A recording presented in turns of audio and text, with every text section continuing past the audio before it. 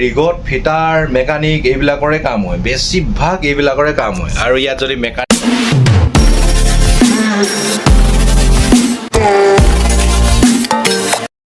Good evening, welcome back to my brand new blog. আৰু ঘড়ীটো দেখাবলৈ ঘড়ীটো বেয়া হৈ আছে, গতিকে ডিউটিৰ পৰা আহিলোঁ। এতিয়া আহি মেলি গা চা ধুবলৈ কাপোৰ চাপোৰ লৈ আছোঁ, দেখিছে নহয়। তো তাৰ আগতে ভাবিলোঁ আপোনালোকৰ ইমান মৰম ভাল পোৱাবিলাক পাই আছোঁ আৰু আপোনালোকে কমেণ্ট কৰি গৈ আছে, তো সেইকাৰণে ভাবিলোঁ গা ধোৱা পাছত ভিডিঅ' বনোৱাৰ আগত। তো বেছি দেৰি নকৰি ব'লক ভিডিঅ'টো আৰম্ভ কৰি দিওঁ।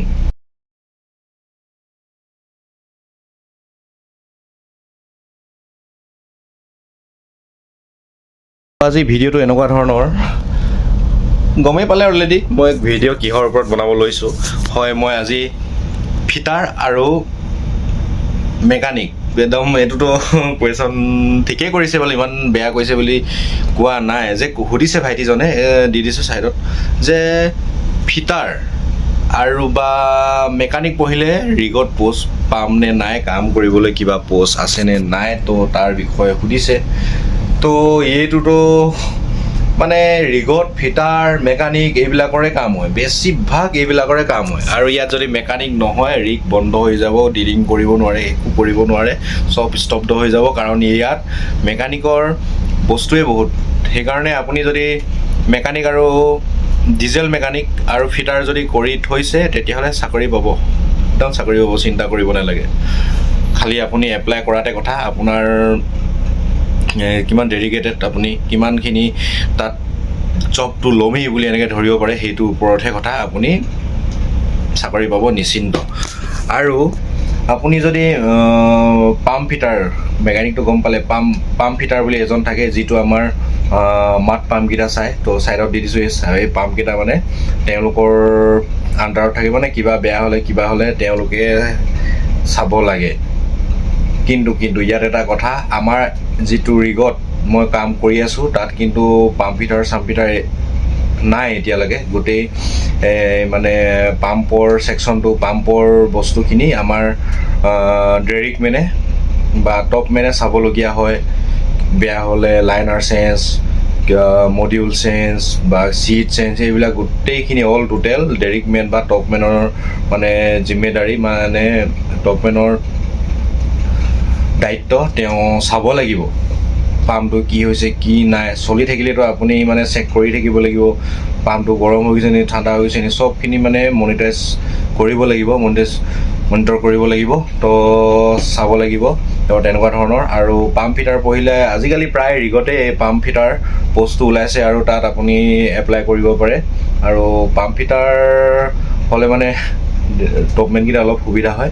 আৰু মেকানিক হ'লেতো ক'বই নালাগে, আপুনি মেকানিকৰ প'ষ্ট বহুত ওলাই থাকে আৰু এপ্লাই কৰিব পাৰে। মেকানিকৰ প'ষ্ট বুলি কি কাম বুলি ক'লে, মই ভিডিঅ' এটা অলৰেডি বনাই থৈছোঁ, সেই ভিডিঅ'টোৰ লিংক মই ডেছক্ৰিপশ্যনত দি দিম। হয়তো আপুনি আই বাটনত ক্লিক কৰি গোটেই ভিডিঅ'খিনি ওলাই যাব, তাতো চাব পাৰে।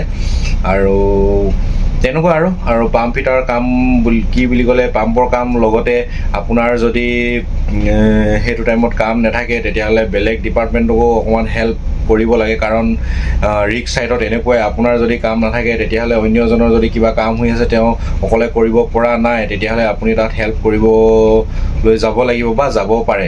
গৈ দিয়াটো ভাল, কাৰণ আপোনাৰো এদিন তেনেকুৱা প্ৰব্লেম হ'ব, তেতিয়া তেওঁ আহিব সহায় কৰিবলৈ। তো তেনেকুৱা ধৰণৰ। আৰু এটা কৈছোঁৱে, বাৰে বাৰে কৈছোঁ, এটা খাট বা এটা ৰিগ সম্পূৰ্ণ হ'বলৈ হ'লে সকলোৰে মানে সহায় লাগিব। তলৰ পৰা ওপৰলৈকে, জুনিয়ৰৰ পৰা ছিনিয়ৰলৈকে সকলোৰে সহায় সহযোগ লাগিব, তেতিয়াহে এটা খাট বা এটা অইল সম্পূৰ্ণ হৈ উঠে। তো সেইটোৱে আৰু ইয়াৰ ওপৰত যদি কিবা থাকি গৈছে, কিবাহৰ ওপৰত ভিডিঅ' লাগে, একদম নিৰ্ভয়ে কমেণ্ট কৰিব, নিশ্চিন্তভাৱে কমেণ্ট কৰিব। মই আপোনালোকক ভিডিঅ'টো বনাই দিম। আৰু যে এইটো সুধোঁ জানো, এইটো সুধিলে তেওঁ বেয়া, এনেকুৱা নহয়। যেনেকুৱা যি মন যায় তাকে কমেণ্ট কৰিব, যেনেকুৱা মন যায় কুৱেশ্যন তেনেকৈ সুধিব, মই ভিডিঅ' বনাবলৈ চেষ্টা কৰিম। যদি ভুল হয়, যিসকলে সদাশয় ব্যক্তিয়ে জানে এইটো ভুল হৈছে, তেতিয়া সেইটো কমেণ্ট কৰিব যে তোৰ এইটো ভুল হৈছে, এইটো মানে ভাল কথা তেনেকৈও কমেণ্ট কৰিব পাৰে যিসকলে জানে বুজে।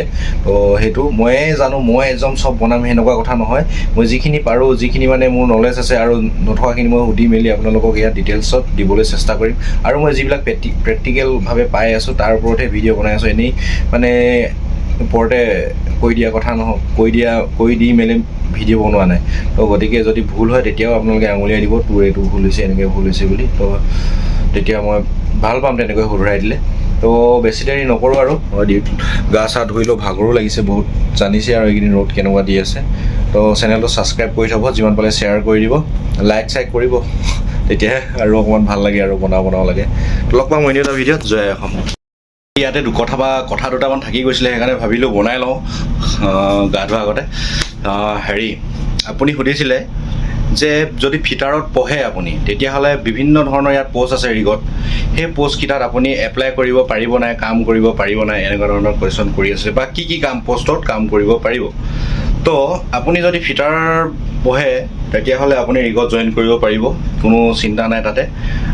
যিকোনো প'ষ্টত কাম কৰিব পাৰিব, ড্ৰিলিং ছাইডত কি হয়, ৰিগমেন কৰিব পাৰিব, টপমেন কৰিব, এনেকৈ ধৰণৰ কামবিলাক কৰিব লাগিব। কিন্তু পাছলৈ প্ৰয়োজন অনুযায়ী আপুনি যদি মেকানিকৰ চাৰ্টিফিকেট লাগে, আপোনাক যদি মেকানিকেল চাৰ্টিফিকেট লাগে ওপৰলৈ যাবলৈ বা প্ৰমোশ্যন পাবৰ কাৰণে, তেতিয়াহ'লে সেই ডিজেল মেকানিকৰ চাৰ্টিফিকেটখন উলিয়াব লাগিব। আপোনালোকে ফিটাৰে পঢ়ক বা মেকানিকে পঢ়ক, আপুনি ৰিগমেন কৰিব পাৰিব বিভিন্ন ধৰণৰ।